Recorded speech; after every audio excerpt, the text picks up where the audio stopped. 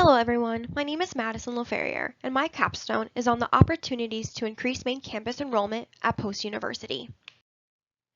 With the rising of degree inflation, higher education is becoming more sought out in corporate America and in the workforce today. Most jobs require prospective employees to have some sort of higher education training, whether it be an associate's degree or a bachelor's degree. So the problem that Post University is facing is that their main campus has experienced a decline in enrollment while their online campus has continued to soar.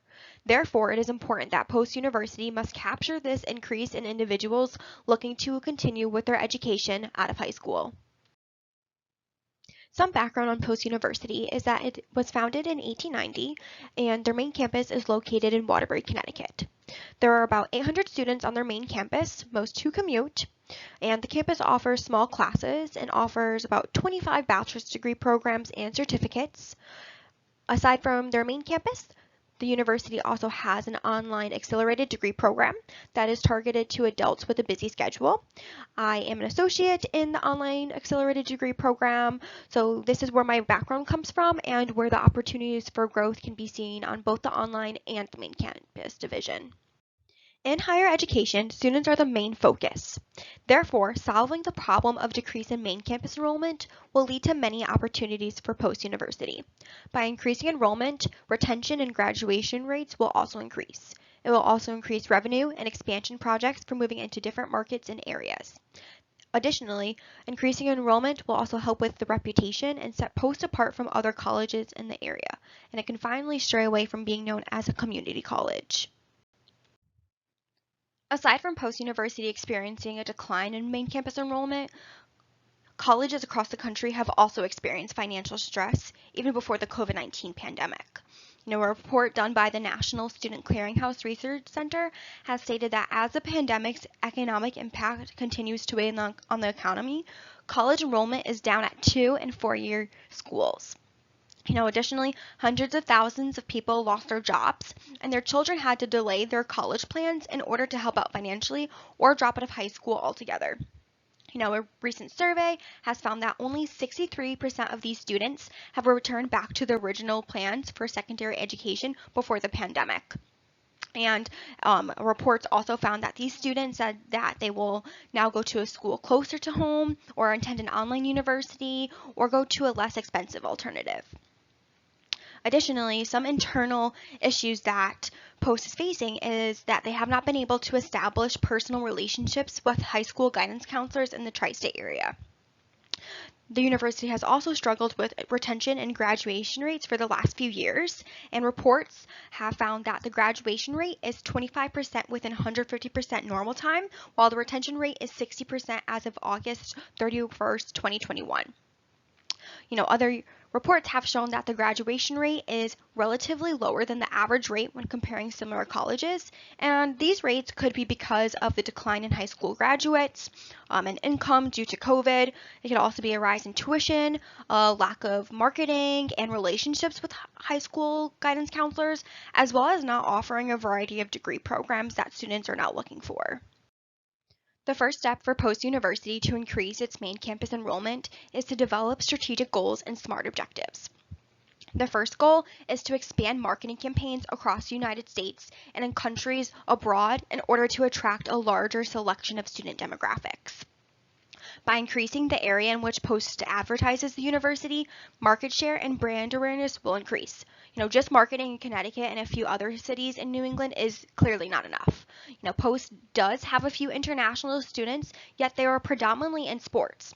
Therefore, increasing the social media spend and utilizing social media platforms such as Instagram and TikTok will drive website awareness and increase student applications and awareness, before the start of the new semester. If students see posts on Instagram, they might want to find out more information, so they might do an organic search and use Google Ads. This will increase 20% of student applications for the upcoming semester. This is why we want to target these students in this area, because accomplishing these objectives will help Post reach their goal of marketing the campus to other potential individuals in different areas and in different markets. The second goal is to introduce more degree programs to appeal to a bigger selection of potential students. Currently, the university offers 27 undergraduate degree programs and certificates compared to UConn, who has over 115 programs offered. Offering more degree programs will allow students to find a degree program they're passionate about. Additionally, this opportunity will allow students to unlock their potential and explore what kind of career path they may be interested in. It will also reduce the fact of students not coming to post because the university is not offering the degree program they want to pursue. Therefore, some of the objectives to introducing more degree programs is to launch a language department. We want to attract our international students to hopefully increase how many students attend internationally, as well as those who want to study abroad. We also want to offer 10 more degree programs to attract prospective students, whether it be in nursing or other health medical affiliated degree programs. Aside from offering these degree programs, we also want to create a weekly blog. We want to feature this on the school's website that highlights these undergraduate degree programs so that students are aware that post-university offers them.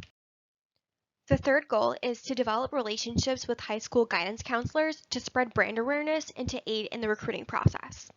By deepening relationships with guidance counselors in high schools across the world, post-university will be able to see an increase in the recruiting process.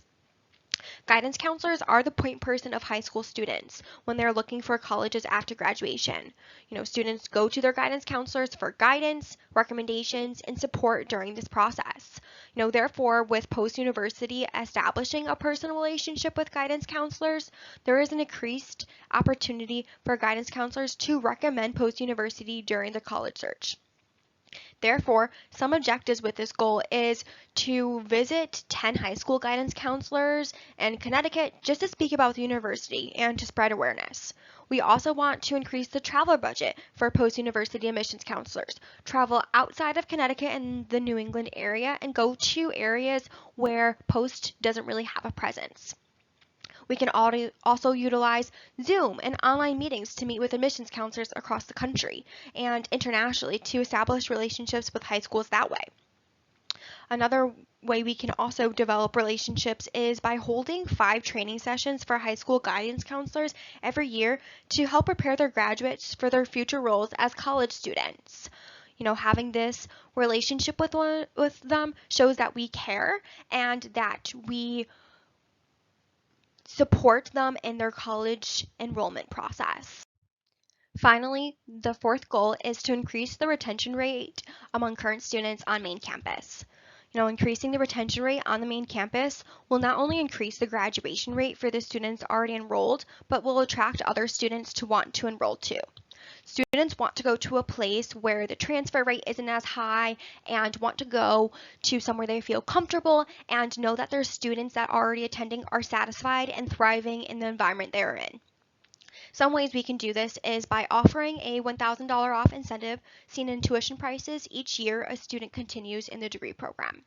We can also use email outreach to increase main campus student retention on undergraduate students and launch a retention center that will monitor student satisfaction by reducing student retention by 25%. Another thing that we can do is partner academic advising with career services to assist students in creating schedules that are in line with their career objectives and just to overall increase the graduation rate. Now, by implementing these goals and objectives, we also want to look at financial considerations. Post-university is a for-profit university. So what this means is that the university is managed by investors and stakeholders and has a main focus on earning revenue through tuition and fees paid by students. So in order to compare financial health, we will be analyzing revenue, expenses, and employee information. Currently, the university has 1,100 active students enrolled on their main campus after this fall semester. The tuition rate is $28,250 for the year, with room and board being anywhere between $11,600 and $12,400. Therefore, the total tuition rate is about $43,000 before financial aid or merit scholarships come into play. So, As a for-profit university, Post will receive its revenue from the enrolled students. So currently, Post University has an annual revenue of $72.58 million in sales. Next, we will look at expenses. Post University's student tuition had an average net price of a little over $15,000, which comes from after factoring grants and loans a student may receive. 76% of these undergraduate students at Post University received grants and 73% received federal loans. And in 2019, it was reported that Post University received a little over $870,000 in grants and contracts from the federal government. Next, we will look at the employee salary. Post University paid a median of $41.1 million in salaries in 2019. This represents a 36.9% of their overall expenditure and an 8.7% growth from 2018. It is also compared to a 8.13% growth from 2017 and a 0.523% growth from 2016. So overall, Post University paid a total of $3.68 million to 49 employees working as instructors, which represents 8.94% of all salaries paid. Knowing Post University's expenses and revenue, we will use this information to compare to other colleges that offer both online and have a main campus to determine Post University's financial health and position in the college industry. Post University does seem to be in a good financial health as the company has a net positive sales and has increased enrollment within the last few years. Likewise, the university has also received federal grants that have been used to improve the campus and has seen a growth in their salaries for the employees and staff. However, the university is not performing better than a similar university such as Grand Canyon University. Grand Canyon is also a for-profit university and offers both online and on-campus programs. However, Grand Canyon had an annual revenue of $1.47 billion in sales in 2019 compared to Post University's $72.58 million in sales. This is almost a $1.4 billion difference. Likewise, with Post University's 1,100 students on their main campus, Grand Canyon has 9,000 freshmen in the fall semester of 2021. So looking at these two criteria, you can see that Grand Canyon is doing a lot better than Post University is. Likewise, in order to further evaluate the overall financial performance of Post University, a use of bar graphs that highlight the information explained above will also be used. These bar graphs show how Post compares to other universities, and in this case, we'll be looking at the tuition expenses. Chart 1 shows that compared to other universities, Post seems to be right in the middle of affordability. Chart 2 shows Grand Canyon's position in similar universities based on tuition. The chart shows that Grand Canyon's tuition is a little bit more expensive than Post University's. This next chart highlights how the student expenses will be compared to Post University and Grand Canyon. Chart 3 shows that Post University student expenses are more on the pricier side compared to similar universities. Similarly, Chart 4 shows that Post University student expenses are also more compared to Grand Canyon's. The third and final chart will be compared is Post University's expenses and salary expenditure. Chart 5 shows that Post University has seen growth in their salary expenditure for the last few years. However, Chart 6 highlights Grand Canyon salary expenditure and the significant difference between the two universities. Looking back on the SMART goals and objectives, we will be able to visualize how the proposed plan will increase revenue and market share. For example, goal number 1 will increase sales by a little over $9.4 million as students will need to pay around $43,000 in tuition before financial aid comes into play.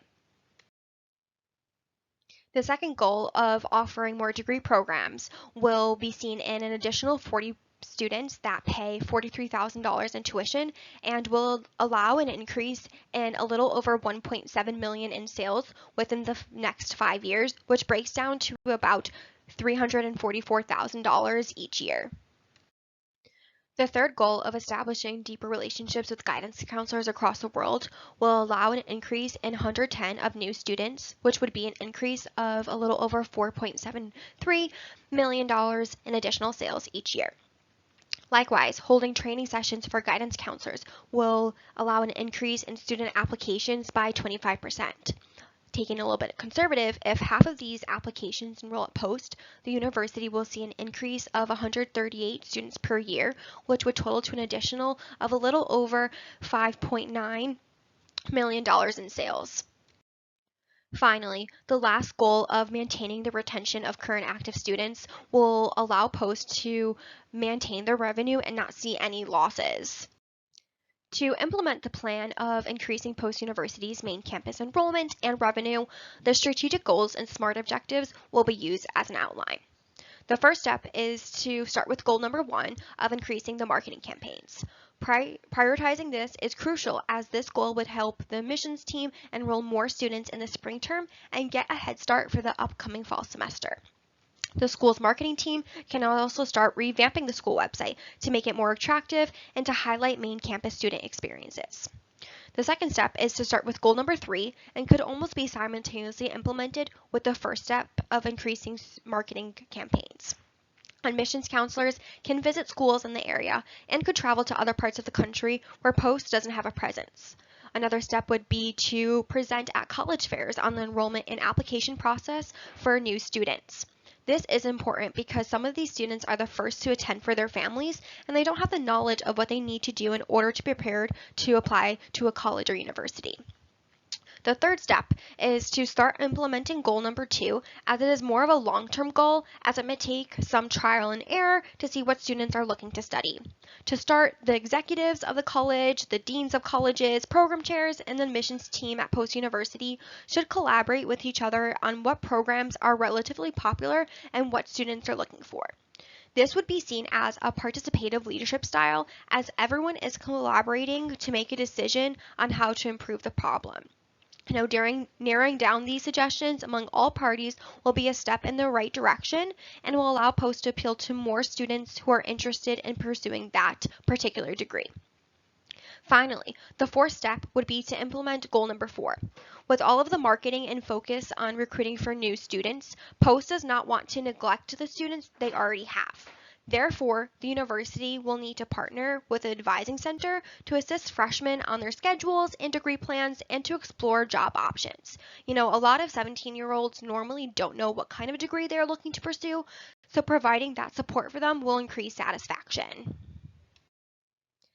After the proposed plan has been implemented, there is some follow-up and recommendations needed in order to continue to see success. The first step is for the admissions team to really take a good look at increased applications halfway through the implementation process and again at the end. This will be able to allow them to evaluate what works and what doesn't and would allow for improvements and updates so that Post can see maximum results. The second would be to continue to make adjustments and updates every few months. With the implementation of new things, development is important as the world is ever changing. What is popular now may not be popular 5 to 10 years in the future. Therefore, Post must adapt to society in order to appeal to prospective students. Finally, a third recommendation would be to administer a survey from enrolled students and from students who showed interest but ultimately went to a different school. Analyzing these responses will allow the admissions team to see exactly what satisfies enrolled students and why they chose Post instead of other schools. Furthermore, assessing information from students who did not choose Post can allow for a learning opportunity and for them to be able to provide recommendations on what could influence future students to enroll in the main campus. After implementing all of our goals, the university will be able to see an increase in enrollment as well as in revenue. But the important thing that Post University needs to keep in mind is that it will take some time to see the benefits of the proposed plan. However, implementing these changes little by little will allow opportunities and success in the long run. Likewise, leadership at Post University will need to implement the participative leadership style so that employees and students will feel comfortable about the change and have the opportunity to express their feelings in a safe place. This plan will allow post-university to increase their sales and to improve their reputation of being a community college. To conclude, the implementation of the proposed plan will emphasize post-competitive advantage that will ultimately solve the problem of decreasing enrollment and allow prospective students to be a part of post-university's main campus population. Thank you for your time today. I look forward to listening to your feedback.